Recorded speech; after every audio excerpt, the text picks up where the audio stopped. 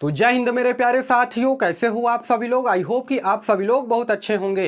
दोस्तों, वर्तमान समय की अगर मैं बात करूंगा तो एक ऐसी वैकेंसी जो चारों तरफ चर्चाओं का विषय बना हुआ है, पूरी तरीके से ये वैकेंसी हाईलाइटेड है। जी हां दोस्तों, मैं बात कर रहा हूं पंचायती राज विभाग में जो अलग अलग प्रकार के पदों पर नई भर्ती की घोषणा की गई है, जिसमें कि यह बताया जा रहा है कि इसमें जो है किसी प्रकार का कोई भी एग्जाम नहीं होगा, सीधी भर्ती होगी, यानी कि मेरिट बेसिस सिलेक्शन होगा। देखिए, बिहार के जो पंचायती मंत्री है ना, जो बिहार के पंचायती मंत्री हैं केदार प्रसाद गुप्ता जी ने इस वैकेंसी की घोषणा भी किया है, जिसमें बताया जा रहा है कि 15,610 पदों पर, अलग अलग पदों पर यहां पर नई भर्ती जो है जारी की जाएगी। दोस्तों, आज के इस वीडियो में मैं आपको इसी भर्ती को लेकर के सारा ए टू जेड जानकारी देने वाला हूं। कौन कौन से लोग हैं जो कि इस वैकेंसी में ऑनलाइन आवेदन कर सकते हैं, अदर स्टेट के कैंडिडेट अप्लाई कर पाएंगे कि नहीं अप्लाई कर पाएंगे, क्या वाकई में इस वैकेंसी का जो सिलेक्शन प्रोसेस है इसमें जो है एग्जाम नहीं होगा, सीधी भर्ती होगी या फिर एग्जाम होगा, सारी ए टू जेड जानकारी जो है आज के इस वीडियो में देने वाला हूं। तो आज का जो वीडियो है ये बहुत ही ज्यादा वैल्यूएबल होने वाला है, बहुत ही ज्यादा इंफॉर्मेटिव होने वाला है आप सभी लोग के लिए। इसलिए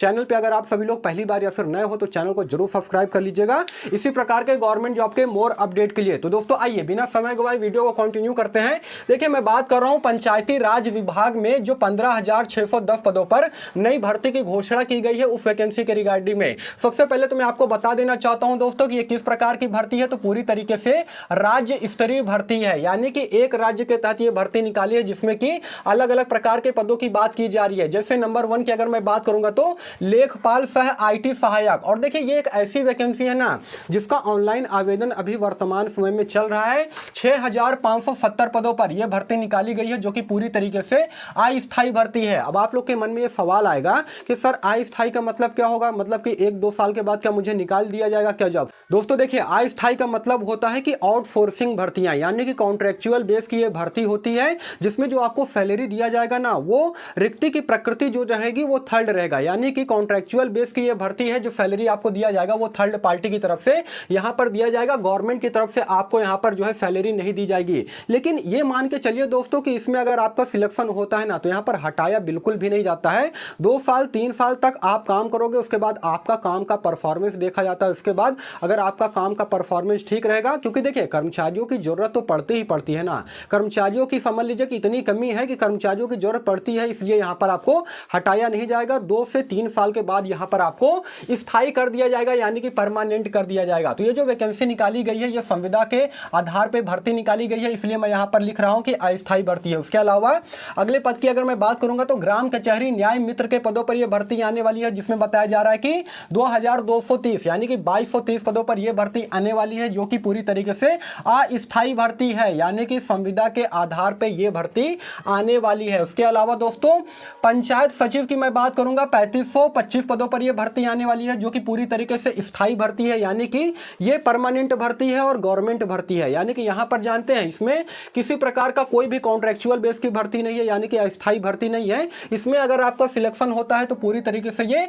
सरकारी भर्ती है, जो आपका पेमेंट दिया जाएगा वो गवर्नमेंट के थ्रू जो है यहां पर आपको दिया जाएगा। ठीक है ना। आइए अब आगे बढ़ते हैं। देखिए, ग्राम कचहरी सचिव की अगर मैं बात करूंगा तो इसमें बताया जा रहा है कि 1400 पदों पर नई भर्ती जारी की जाएगी, जो कि पूरी तरीके से अस्थायी भर्ती है। उसके अलावा निम्न वर्गीय लिपिक की मैं बात करूंगा तो 500 पद शामिल है, स्थायी भर्ती है। तकनीकी सहायक में 556 पद है, उसमें अस्थायी भर्ती है। उसके अलावा कार्यालय परिचारी की मैं बात करूंगा तो 5 पदों पर भर्ती आएगी, जो कि पूरी तरीके से स्थायी भर्ती है, यानी कि परमानेंट भर्ती है। उसके अलावा अंकेक्षक और पंचायती राज पदाधिकारी की मैं बात करूंगा तो यह भी पूरी तरीके से स्थायी भर्ती है, जिसका कि ऑनलाइन आवेदन बहुत जल्द स्टार्ट होगा। अब आपके मन में यह सवाल आ रहा होगा कि सर ये बताइए, ये सारे पदों का विवरण के बारे में तो आपने बता दिया है कि ये पदों पर भर्ती आएगी और कौन से पद स्थायी हैं कौन से अस्थायी हैं, लेकिन इसका ऑनलाइन आवेदन जो है वो कब से स्टार्ट होगा। देखिए दोस्तों, अभी ये बताया जा रहा है, क्योंकि आप सभी लोगों को मालूम होगा कि इस वक्त जो है एक न्यूज़पेपर जो है वो बहुत ही ज्यादा वायरल हो रहा है, जिसमें कि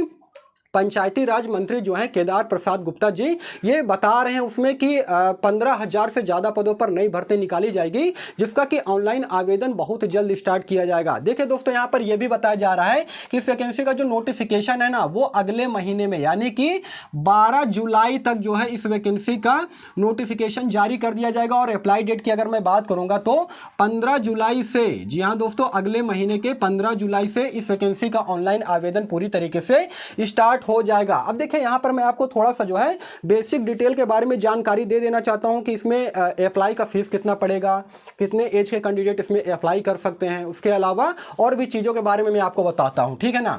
तो सबसे पहले एज क्राइटेरिया की अगर मैं बात करूंगा तो 21 साल से लेकर के, देखिए अलग अलग चूंकि पोस्ट है इसलिए यहाँ पर जो है मैक्सिमम एज अलग अलग रखा गया है। किसी किसी पोस्ट के लिए 40 साल रखा गया है, किसी पोस्ट के लिए 43 साल और किसी पोस्ट के लिए यहाँ पर 45 साल का एज क्राइटेरिया रखा गया है। आप जिस पोस्ट के लिए अप्लाई करोगे ना तो वहां पर पता चलेगा कि हाँ उसमें मैक्सिमम एज जो है कितने साल के कैंडिडेट यहां पर अप्लाई कर सकते हैं। साथ में दोस्तों एज पर गवर्नमेंट रूल के अकॉर्डिंग यहां पर ओबीसी के जो कैंडिडेट हैं उनको 3 साल का और SC ST कैंडिडेट को यहाँ पर 5 साल का छूट दिया जाएगा। साथ में वे कैंडिडेट जो कि PH हैंडीकैप है उनको यहाँ पर 10 साल का एज में रिलैक्सेशन देखने को मिलेगा। ये सारे के सारी भर्तियों में यानी कि जितने भी पद पे भर्ती आई है इसमें जो है ये रिलैक्सेशन आपको देखने को मिलेगा। योग्यता कितना मांगा जाएगा सर ये बताइए। तो दोस्तों यहाँ पर देखिए अगर आप 12th पास हो या फिर ग्रेजुएशन पास हो तो इस वैकेंसी के लिए आवेदन कर सकते हो। जैसे कि लेखपाल सहायक IT सहायक की अगर मैं बात करूंगा ना तो इसमें क्या है कि अगर आपने BCom कर रखा है तब जाकर के आप इसमें अप्लाई कर सकते हैं, यानी कि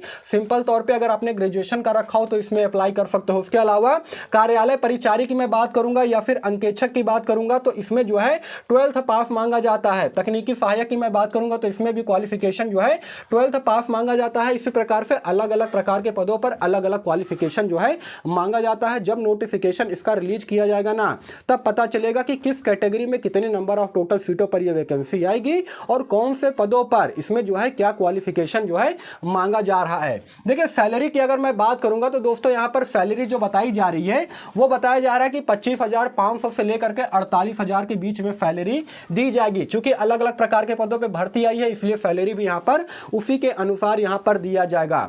अब सबसे इंपॉर्टेंट बात यह आता है कि सर ये सारी चीजें तो ठीक है लेकिन ये बताइए कि इस वैकेंसी में अदर स्टेट के कैंडिडेट अप्लाई कर पाएंगे कि नहीं अप्लाई कर पाएंगे। दोस्तों मैं आपको यहां पर बता रहा हूं कि ये पूरी तरीके से राज्य स्तरीय भर्ती है, ठीक है ना। क्योंकि पंचायती राज विभाग में ये भर्ती आई है इसलिए यहां पर डोमिसाइल सर्टिफिकेट लगना बिल्कुल अनिवार्य है, यानी कि जिसे हम लोग रेजिडेंशियल सर्टिफिकेट बोलते हैं, हिंदी में निवास प्रमाण पत्र बोलते हैं। तो जो बिहार के कैंडिडेट है ना वो इस वैकेंसी में आवेदन कर पाएंगे मुझे ऐसा लगता है। क्योंकि यहाँ पर नोटिफिकेशन रिलीज नहीं किया गया है इसलिए यहाँ पर ये चीज़ स्पष्ट नहीं किया गया है कि अदर स्टेट के कैंडिडेट यहाँ पर अप्लाई कर पाएंगे कि नहीं अप्लाई कर पाएंगे। पूरे यूट्यूब पर आप कहीं पर भी चले जाइए, कोई भी टीचर कोई भी यूट्यूबर आपको ये नहीं बताएगा कि इसमें जो है अदर स्टेट के कैंडिडेट अप्लाई कर सकते हैं कि नहीं अप्लाई कर सकते हैं। लेकिन चूंकि मुझे ऐसा लगता है ये मैं आपको अनुमानित बता रहा हूं कि यहां पर अदर स्टेट के कैंडिडेट जो है फॉर्म को अप्लाई नहीं कर पाएंगे। ये पूरी तरीके से राज्य स्तरीय भर्ती है और यहां पर यह भी अनिवार्य किया गया है कि आपके पास डोमिसाइल सर्टिफिकेट जो है अगर आप बिहार के निवासी हो तभी जाकर के इस वैकेंसी में आवेदन कर सकते हो। सर ये बताइए कि फीस कितना लगेगा। देखिए फीस की अगर मैं बात करूंगा तो जनरल OBC EWS कैटेगरी वालों से यहां पर 500 रुपए लिया जाएगा।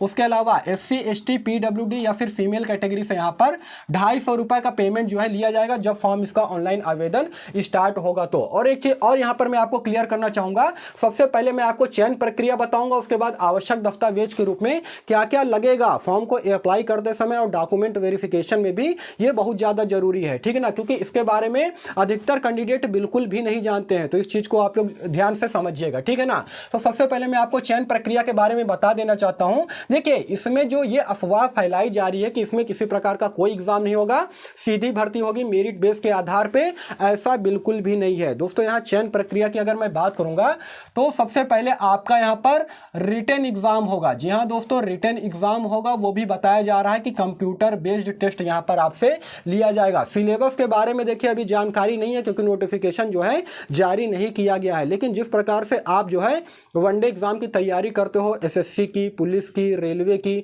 सेम उसी प्रकार का सिलेबस रहेगा। यहां पर कुछ अलग से नहीं पूछा जाएगा। देखिए दोस्तों बिहार की अगर मैं बात करूंगा ना, क्योंकि आप सभी लोग को मालूम है कि चुनाव का सीजन पूरी तरीके से खत्म हो गया है और जहां पर ज्यादा बीजेपी को झटका लगा है, जैसे कि अगर मैं उत्तर प्रदेश की बात करूंगा तो यहां पर भी सुनने में आ रहा है कि योगी जी जो हैं वो नई नई भर्तियों के बारे में पूरी तरीके से विज्ञापन स्टार्ट कर चुके हैं कि कौन कौन से विभाग में भर्तियां लानी बाकी है, कौन से विभाग में कितने पद रिक्त हैं। उसके अलावा अगर मैं बिहार की बात करूंगा तो देखिए बिहार में भी ये सब नई भर्ती जो है इसका प्रोसीजर जो है स्टार्ट हो चुका है। तो जहां जहां पर जो है अब मैं किसी पार्टी की तरफ से नहीं हूं, ये मत समझ लीजिएगा कि आप जो है किसी पार्टी का जो है विरोध कर रहे हो, ऐसा कुछ भी नहीं है। लेकिन ये हकीकत है कि जहां पर जो है बीजेपी को थोड़ा सा कम सीटें मिली है ना, उस राज्य में क्या हुआ है कि भर्तियां आनी स्टार्ट हो चुकी है, उस राज्य में सिलेक्शन प्रोसेस स्टार्ट हो चुका है, ये रियलिटी है। अभी बिहार की मैं बात करूंगा दोस्तों, तो बिहार पुलिस में जो है अभी फॉर्म भरा जा रहा था, जो पेपर लीक हो गया था, आप सभी लोग को मालूम है 21,000 समथिंग पदों पर वो भर्ती आई थी। उसके अलावा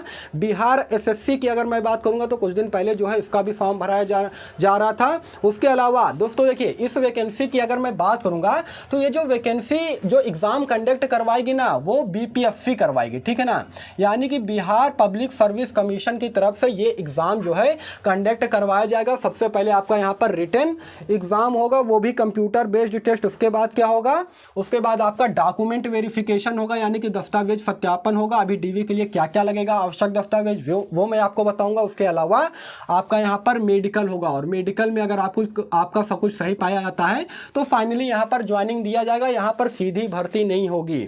अब सबसे इंपॉर्टेंट ये है कि सर ये बताइए सारी चीजें ठीक है, लेकिन आवश्यक दस्तावेज के रूप में क्या क्या लगेगा, और ये जानना बेहद जरूरी है, ठीक है ना। इस चीज को आप लोग ध्यान से फोकस कीजिएगा। सबसे पहले तो डोमिसाइल सर्टिफिकेट आपके पास होना चाहिए, यानी कि रेजिडेंशियल सर्टिफिकेट आपके पास होना चाहिए, ये बहुत ज्यादा जरूरी है। उसके अलावा नंबर 2 की बात करूंगा तो शैक्षणिक योग्यता आपके पास होनी चाहिए। आपने 12वीं पास कर रखे हो या फिर ग्रेजुएशन पास कर रखे हो, जो भी क्वालिफिकेशन आपके पास हो तो वो शैक्षणिक योग्यता आपके पास होनी चाहिए। साथ में यहाँ पर आय प्रमाण पत्र भी लगेगा, और आय प्रमाण पत्र ओबीसी वालों के लिए एक बनता है क्रीमी लेयर, एक बनता है नॉन क्रीमी लेयर, जिसमें सालाना इनकम अगर 7 या 8 लाख से ऊपर होता है तो वे क्रीमी लेयर में आते हैं, और जिनका सालाना इनकम 7 या 8 लाख से नीचे पाया जाता है वे नॉन क्रीमी लेयर में आते हैं, तो वे यहाँ पर आपका आय सर्टिफिकेट बनवा लीजिएगा। उसके अलावा दोस्तों यहाँ पर कास्ट सर्टिफिकेट लगेगा, यानी कि आप किस कास्ट से बिलोंग करते हो, general, OBC, EWS, SC, ST. हालांकि यहाँ पर देखा जाए तो जनरल कैंडिडेट का कास्ट सर्टिफिकेट नहीं लगता है,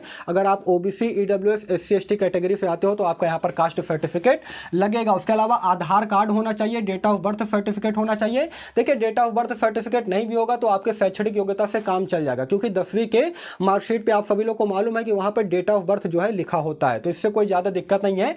उसके अलावा मेडिकल सर्टिफिकेट और पासपोर्ट साइज फोटो आपके पास होनी चाहिए। तो दोस्तों यही आवश्यक दस्तावेज जो है इस वैकेंसी में लगेंगे जब से इसका ऑनलाइन आवेदन स्टार्ट होगा। तो देखिए पेपर की कटिंग में यह बताया जा रहा है कि अगले महीने के 15 तारीख तक, यानी कि 15 जुलाई से इसका ऑनलाइन आवेदन पूरी तरीके से स्टार्ट हो जाएगा, और नोटिफिकेशन उससे पहले ही रिलीज कर दिया जाएगा। तो दोस्तों इस वैकेंसी को लेकर के यही फुल डिटेल है जो कि मैंने आपको बता दिया है। देखिए इस वैकेंसी को लेकर के आपके मन में किसी प्रकार का कोई भी डाउट हो, कोई भी संदेह हो तो कमेंट सेक्शन खुला है, आप लोग कमेंट कर लीजिएगा। और अभी तक आप हमारे टेलीग्राम चैनल से नहीं जुड़े हैं तो बिल्कुल भी देर मत कीजिए। टेलीग्राम चैनल का लिंक मैंने वीडियो के डिस्क्रिप्शन में ऑलरेडी डाल रखा है, वहां से आप लोग जुड़ जाइए, ठीक है ना, क्योंकि वहां से आपको काफी ज्यादा बेनिफिट मिलेगा। इसी प्रकार के गवर्नमेंट जॉब के मोर अपडेट के लिए आप हमारे चैनल को भी जरूर से जरूर सब्सक्राइब कर लीजिएगा। बाकी फिर मिलूंगा किसी नेक्स्ट वीडियो में, तब तक के लिए धन्यवाद।